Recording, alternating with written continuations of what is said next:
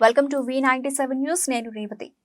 Kotipalli Narsapuram railway line కోసం railway శాఖలో కొత్త సవరణలు చేయండి అంటూ కోనసీమ గళాన్ని పార్లమెంట్లో వినిపించిన ఆ ఎంపీ ఎవరు?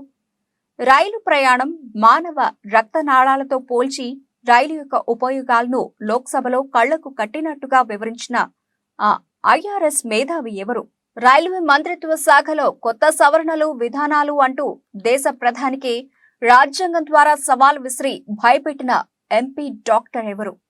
పార్లమెంటు సాక్షిగా కోటిపల్లి నర్సాపురం రైల్వే లైన్ కు 1000 కోట్ల రూపాయలు నిధులు మంజూరు చేయించిన బాహుబలి ఎవరు? కోనసీమలో గోదావరి, వైనతేరు, విశిష్ట నదులపై సుమారు 7 కిలోమీటర్ల మేర బ్రిడ్జిపై పిల్లర్లు కూడా కాంట్రాక్టర్లను టెండర్లకు ఒప్పించిన కోనసీమకు రప్పించిన ఆ ఘనత ఎవరిది? అయితే రండి కోనసీమకు వెళ్లి తెలుసుకుందాం. ఆయన ఎవరంటే that is doctor Pandula Ravindra Babu. IRS 2014 వరకు ఇండియన్ రెవెన్యూ సర్వీస్ లో పనిచేసి లక్షల జీతాలు వదులుకొని ప్రజాసేవకై ప్రజాబలంతో 15 రోజులకే 1,30,000 మెజార్టీతో అమలాపురం లోక్సభ సభ్యునిగా ఎన్నికయ్యారు. కోనసీమ చిరకాల స్వప్నం కాకినాడ నర్సాపురం రైల్వే లైన్ కోసం ఆ మహోన్నతమైన కార్యానికి ఊపిరి పోసింది మాజీ లోక్సభ స్పీకర్ గంటి మోహన్ చంద్ర బాలయోగి. ఆయన కాకినాడ నుండి కోటిపల్లి వరకు రైలును నడిపించిన ఘనత ఆయనదే. ఆయన తరహాలో మరో తరం బాలయోగిగా గుర్తింపు తెచ్చుకున్న డాక్టర్ పండుల రవీంద్ర బాబు 2014లో అమలాపురం ఎంపీగా వెలుగులోకి వచ్చారు. 2014 నుండి 2015 వరకు మౌనంగా ఉన్న ఆయన ఒక్కసారిగా కోటిపల్లి నర్సాపురం రైల్వే లైన్ సాధించాలని పట్టుదలతో బాహుబలి రూపంలో పండుల లోక్సభలో తనదైన శైలితో పంచ్ భాషా ప్రావీణ్య వాక్చాతుర్యంతో పార్లమెంట్లో అందరినీ తన వైపుకు తిప్పుకున్నారు. నాకు అవకాశం ఇవ్వండి సార్ అంటూ పార్లమెంటు 2015 సమావేశాల్లో అప్పటి Amalapuram MP doctor Pandula Ravindra Babu IRS Kotipalli Narsapuram railway line సంపాదించడమే నా లక్ష్యం అని ఆయన తనదైన శైలితో పార్లమెంట్లో చెలరేగిపోయారు అనే మాట అక్షరాల నిజం. ఆయన పార్లమెంట్లో ప్రసంగించినంతసేపు సహచర ఎంపీలు ఆయనకు సపోర్ట్ గా కేరింతలు కొట్టారు. ఈ సందర్భంగా రవీంద్ర బాబు IRS మాట్లాడుతూ రైన్ షాడో, ట్రైన్ షాడో అంటూ హిందీలో సామెత చెప్పుకొచ్చారు. అంటే ప్రాంతాల్లో వర్షాలు రావు, కొన్ని ప్రాంతాల్లో రైళ్లు రావు. వర్షాలు రావు అంటే ఇది ప్రకృతికి సంబంధించిన విషయం. అయితే ఇక్కడ రైల్వే లైన్లు రావడం లేదు అంటే అది మానవ తప్పిదం అని సభలో ప్రసంగిస్తూ కేంద్ర ప్రభుత్వంపై సామెతలు కురిపించి అందరిని ఆకట్టుకున్నారు. ప్రతిరోజు భారతదేశంలో సుమారు 2.5 కోట్ల మంది ప్రజలు రైల్వేలో ప్రయాణిస్తూ ఉన్నారు. అంటే భారతదేశంలోని ప్రతి వ్యక్తి ప్రతి సంవత్సరం 60 సార్లు రైల్లో ప్రయాణం చేస్తూ ఉంటారని తెలుసుకోవాలి. అయితే దురదృష్టవశాత్తు వాస్తవానికి 30 నుంచి 40 కోట్ల మంది ప్రజలు మన దేశంలో రైళ్లు చూడలేదు. నేను కూడా ఆ కోవకు చెందిన వాడినే. ఎందుకంటే కోనసీమలో దేశానికి పెట్రోలియం, ముడి సరుకు వల్ల లక్షల కోట్ల రూపాయలు ఆదాయం వస్తున్నా ఇప్పటి వరకు మేము రైల్వే ట్రాక్ ని చూడలేదు. ఇది నా ఆవేదన అంటూ కోటిపల్లి నర్సాపూర్ రైల్వే లైన్లు సంపాదించుకోవాలి అని నేను కోనసీమ ప్రాంతానికి వచ్చాను. ఈ తరుణంలో కేంద్ర ప్రభుత్వం మరియు రైల్వే మంత్రి మౌనంగా ఉన్నందున నేను ఈ విషయాలను మీ ముందుకు ప్రస్తావిస్తూ తీసుకొస్తున్నాను అంటూ పేర్కొన్నారు. కోటిపల్లి నర్సాపురం ఈ రైల్వే కొత్త లైన్ల విషయంపై ప్రధాని హామీ ఇవ్వాలి. లేని ఎడల ప్రతి సంవత్సరం రైల్వే మంత్రిని మార్చే విధాన సవరణలు తీసుకురావాలి అని మాట్లాడుతూ కొత్త రాష్ట్రాలకు రైల్వే మంత్రిత్వ శాఖలు ఎలా పనిచేయాలో విధి విధానాలను ఎంపీ రవీంద్ర బాబు ముక్కుసూటిగా మాట్లాడి సభలో అందరినీ ఆకట్టుకున్నారు. ఈ విధంగా ఢిల్లీ పార్లమెంట్లో ప్రధాని నరేంద్ర మోడీకి ఆకర్షితులై 2015లో 220 కోట్లు, 2016లో 220 కోట్లు, 2017లో 440 కోట్లు, సుమారుగా 1000 కోట్ల రూపాయలు రైల్వే శాఖలో కొత్త సవరణల పేరుతో కేంద్ర ప్రభుత్వాన్ని భయపెట్టి నిధులను మంజూరు చేయించి గోదావరి, వైనతయ్య, వశిష్ట, గోదావరి నదులపై బ్రిడ్జి పిల్లర్లను పూర్తి చేయించిన ఘనత ప్రస్తుత ఎమ్మెల్సీ డాక్టర్ పండుల రవీంద్ర బాబుకే దక్కుతుంది.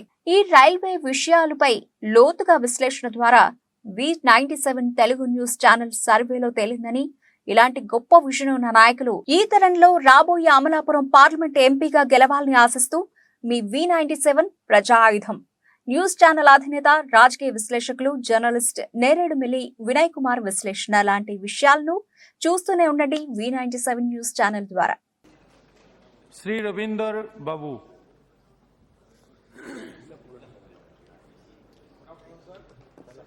for giving this opportunity, sir. Sir, every day in the India, 2.5 crore people will travel by the railways. That means for every 60 days, the whole India would have traveled. That means every individual in India would have traveled by train 6 times in his every year. But unfortunately, the fact is that 30-40 crore people have not seen the railways so far. And I unfortunately belong to that sector where we have not seen a railway track so far. I am from such a place, Konaseema, where Kotipalli Narsapur railway line has been conceived and it has been granted by central government, and railway minister has been silent on this project, though Prime Minister has promised an action. Why I chose this occasion to speak about this means, sir, in the Act amendment, there is some litigations prone sentences. Sir, Railway Ministry is a peculiar ministry. It has got its own budget, it has got its own officers, it has got a minister belonging to some state. Our experience has been so far, whenever a minister comes from a particular state, that particular state only developing railways. No other states are getting any attention for any railways.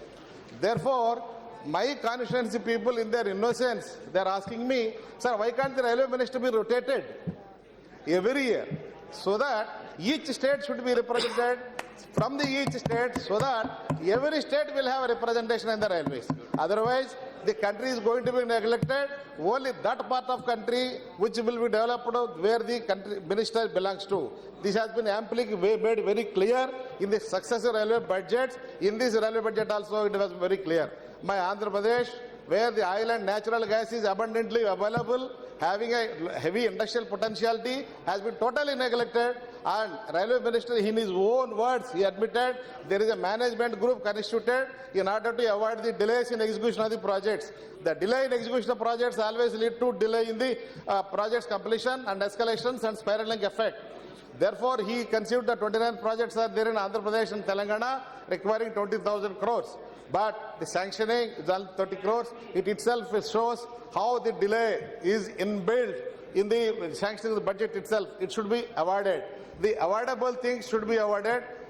Lots of that railway minister, I request him to look into this matter. Sir, I will like to draw the attention of the House to the insertion of new section 124B, compensation on account of accidental falling. Therein, subsection 4, section D talks about his own carelessness and negligence. If the railway minister pays little attention, I would like to draw his attention, please. The own carelessness and negligence has not been defined. It says, provided that for the purpose of this clause, it may be established and proved by the passenger or on his behalf that he had taken reasonable care and precaution to avoid occurrence of such incident. This will lead to lot of litigations. It is creating a paradise for the lawyers and litigants. Please avoid such a litigation-prone sentences and act in an innocent or highly uneducated, illiterate country like India. So I request Honorable Railway Minister also to pay attention, to pay less attention to trains like bullet trains, which requires 900 crores per kilometer, whereas ordinary train requires only 9 crores per kilometer.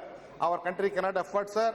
This whole railway budget deficit has been projected as 228 crores, something like that, which is actually required for him, and he doesn't have that much money. Railway Ministry doesn't have that money, and a lot of new projects have been announced. If this is the fate of the railways, the accidents are bound to happen, and there is amount of negligence inbuilt in the policy itself, in the budget itself. So let us avoid such pitfalls in the budgets and the amendments of the acts instead of focusing